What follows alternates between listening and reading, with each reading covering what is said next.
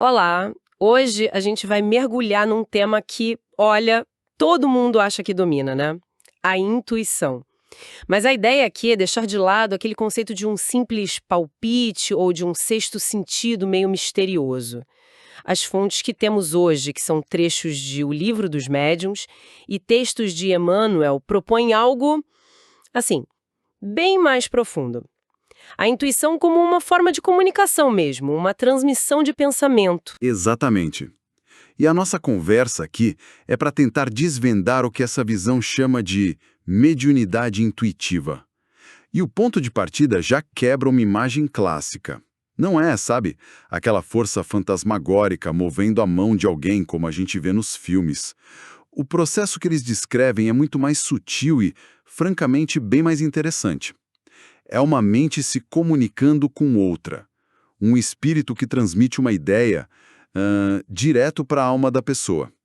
E a alma, então, age como uma intérprete, que tem consciência e decide se vai aceitar aquela ideia e, claro, como vai expressá-la. Ah, então a pessoa não é uma marionete. Ela está no Hipótese controle. alguma, ela está no controle. No controle total, recebendo sei lá, um sussurro mental, por assim dizer. Perfeito. Essa é a imagem. Ela sempre tem a palavra final. E é aí que a coisa se expande, porque, segundo as fontes, isso não é um fenômeno raro, não. Certo. E é exatamente nesse ponto que um texto de Emmanuel, uma das nossas fontes, me chamou muito a atenção. Ele afirma que todos nós, sem nenhuma exceção, participamos dos poderes da intuição. Não é um clube exclusivo para algumas pessoas, sabe? É descrito como o canal universal pelo qual a humanidade recebe suas ideias mais nobres, seja na arte, na ciência, na filosofia. E essa é a distinção crucial que as fontes fazem. A intuição em si é uma faculdade da alma humana, algo anímico que todo mundo tem. Ela se torna o que eles chamam de fenômeno mediúnico quando o indivíduo tem a consciência de que aquela ideia não nasceu do próprio raciocínio, que ela veio de uma fonte externa, de outra mente. Para quem não tem essa consciência ou não acredita nisso, pode ser só um insight, um estalo, uma inspiração genial. Mas espera aí, se as ideias mais nobres vêm de fora, isso não diminui um pouco o mérito de um cientista ou de um artista? Quer dizer, se a ideia para uma grande descoberta foi recebida, onde fica a genialidade da pessoa? Isso não transforma gênios como, sei lá, Einstein ou Da Vinci em meras antenas? Essa é a pergunta de $1 milhão e as fontes abordam isso de uma forma muito, muito elegante. A ideia não é que a pessoa seja uma antena passiva. Pelo contrário, o espírito comunicante ele transmite o conceito puro, a semente da ideia. Mas é a mente do receptor, com seu conhecimento, suas experiências, seu vocabulário, o que uma das fontes chama de matéria mental.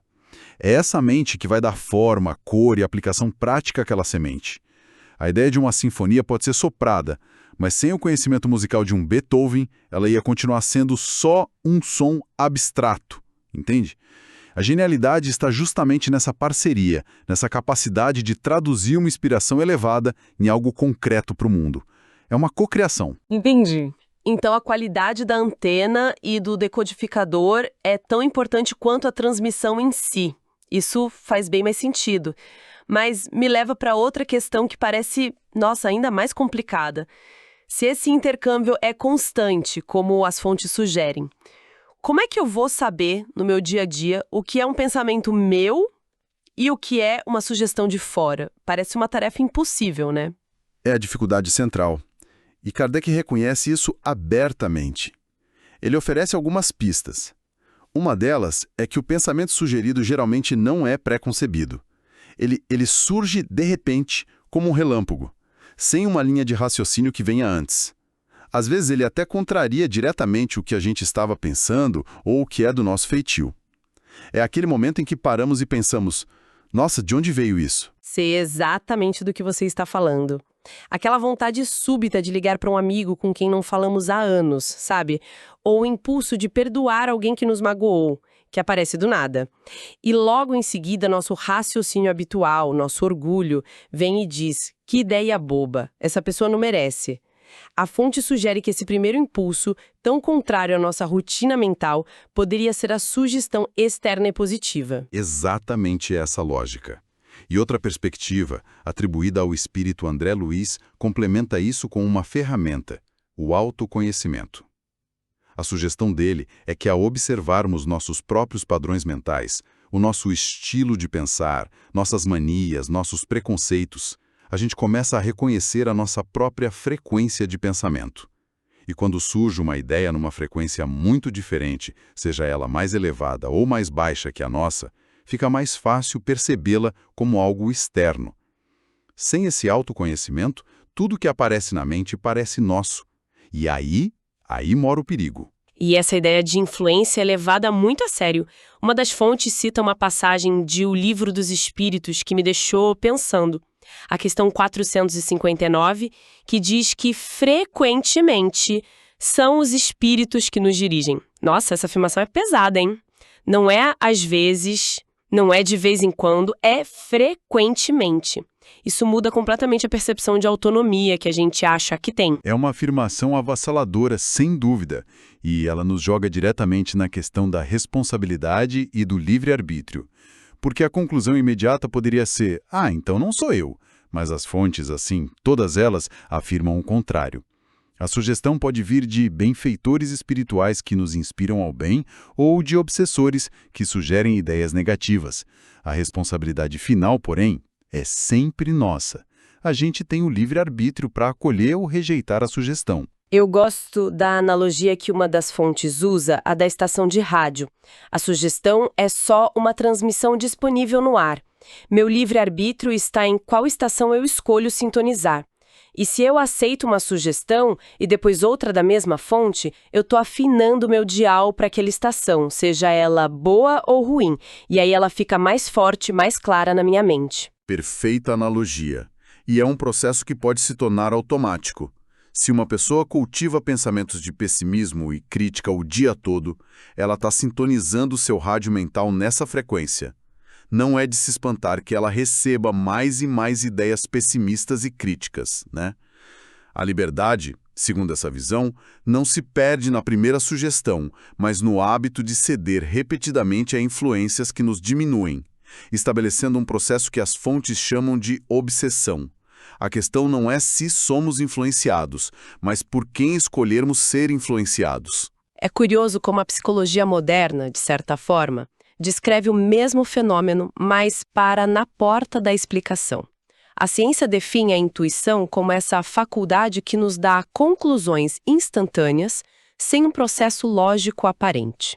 A definição de Carl Jung citada nas fontes é ótima. A intuição como uma irrupção de um conteúdo inconsciente na consciência. E é fascinante colocar as duas lado a lado. A descrição do ok é praticamente idêntica. Uma ideia que surge do nada. A grande diferença está na explicação da origem. Para Jung, essa informação vem do inconsciente pessoal ou coletivo.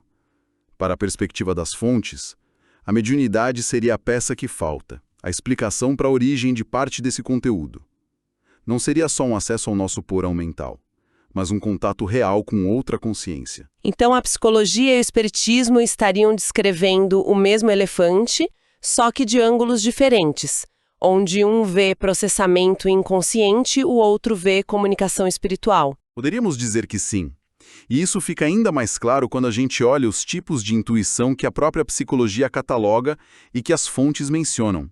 Primeiro, a intuição empática, a capacidade de sentir o que o outro sente, de entrar numa sala e captar o clima emocional sem que ninguém diga uma palavra.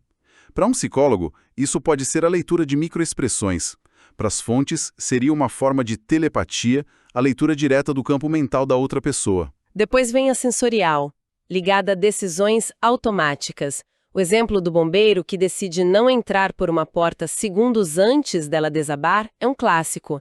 A psicologia poderia explicar isso como um processamento ultra rápido de dados do ambiente que a mente consciente não captou.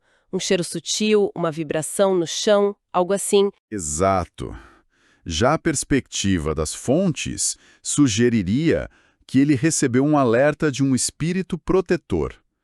A questão interessante que o material levanta não é qual das duas está certa, mas sim as duas coisas não podem estar acontecendo ao mesmo tempo. Talvez a ajuda espiritual se dê justamente aguçando a capacidade de processamento inconsciente da pessoa naquele momento crucial. E por fim, a mais polêmica de todas, a intuição premonitória, a percepção de eventos futuros. Kardec a chama de pressentimento. Como as fontes explicam isso? Ele a relaciona a uma breve emancipação da alma, especialmente durante o sono, que permitiriam acesso a informações sobre o futuro. Não um futuro determinístico, mas a linhas de probabilidade, a programações existenciais. Seria como espiar brevemente o roteiro da vida com a ajuda de guias espirituais e trazer de volta um sentimento, uma vaga impressão. A ciência aqui tem mais dificuldade em encontrar um mecanismo, claro, embora estude o fenômeno. A perspectiva das fontes, de novo, oferece uma hipótese sobre a causa por trás do efeito que se observa. Ok, então se essa é uma faculdade universal que pode nos conectar com o sublime ou com o problemático, a grande questão prática é como a gente desenvolve isso de um jeito seguro e positivo. Como nos tornamos melhores intuitivos? E a resposta das fontes, especialmente dos conselhos atribuídos a Emmanuel, é surpreendentemente pé no chão. Nada de técnicas esotéricas ou rituais complexos. É um trabalho de aprimoramento contínuo, no dia a dia. Ele aponta 3 pilares. O primeiro é o estudo perseverante. Espera aí, estudo. Para desenvolver intuição, parece contraintuitivo. A gente não associa a intuição a sentir em vez de pensar? É um ponto excelente, e a explicação é fascinante. Lembra da matéria mental que falamos antes? O espírito comunicante precisa usar os recursos que existem na mente do médium. É como um pintor genial tentando pintar uma obra-prima. Se a paleta de cores do médium for limitada, com poucas palavras, poucos conceitos, a pintura final vai ser, na melhor das hipóteses, uma simplificação. O estudo amplia essa paleta. Para receber e interpretar uma ideia complexa sobre astrofísica ou compaixão, a mente precisa ter ganchos conceituais onde a ideia possa se ancorar. Então, o primeiro passo para ser um bom intuitivo é ser um bom estudante da vida. O segundo pilar é o autoconhecimento, que a gente já mencionou. Saber onde terminam seus pensamentos e onde podem começar os dos outros. E o terceiro são práticas como a meditação e a oração, não vistas como um pedido mágico, mas como ferramentas para aquietar o barulho mental. Se a nossa mente é um lago agitado, não conseguimos ver o fundo nem ouvir um sussurro. Acalmar as águas é essencial para a sintonia fina. E acima de tudo isso, as fontes colocam um elemento como o grande moderador, o filtro final de tudo, o bom senso. Sim, e a ênfase é enorme. O bom senso é o grande árbitro. Uma intuição pode surgir, mas antes de agir, ela deve ser passada pelo crivo da lógica, da moralidade, da razão.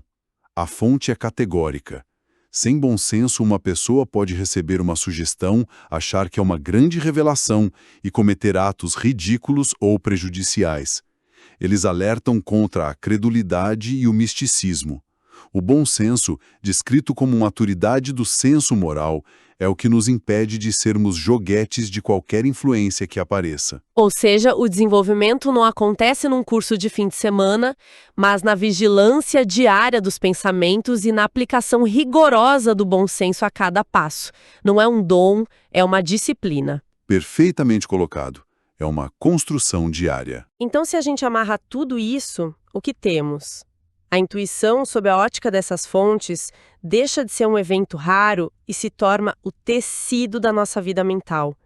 Um diálogo sutil e constante entre a nossa consciência e outras dimensões da existência, acontecendo com todo mundo o tempo todo. A ideia central é que somos muito mais permeáveis a influências do que a nossa cultura materialista nos ensina. E o objetivo não é construir muros para nos isolarmos, o que seria impossível, mas sim nos tornarmos curadores conscientes do nosso próprio espaço mental. Aprender a qualificar as influências, a discernir o que convidamos para dentro. E as ferramentas para essa curadoria são surpreendentemente simples e acessíveis. Conhecimento, autoconhecimento e, o mais importante, bom senso. E a análise termina com uma reflexão sobre o silêncio, que eu achei muito poderosa. Uma das fontes diz que se a pessoa pede uma inspiração e nada vem, não se deve forçar. A orientação é esperar, porque o silêncio, nesse caso, é a própria resposta. Isso nos deixa com uma pergunta para refletir, né? Em um mundo saturado de informação, de notificações, de ruído constante, o que poderíamos aprender não com os pensamentos que nos chegam, mas com a disciplina de conscientemente esperar no silêncio até que a resposta certa, a sintonia correta, finalmente se manifeste.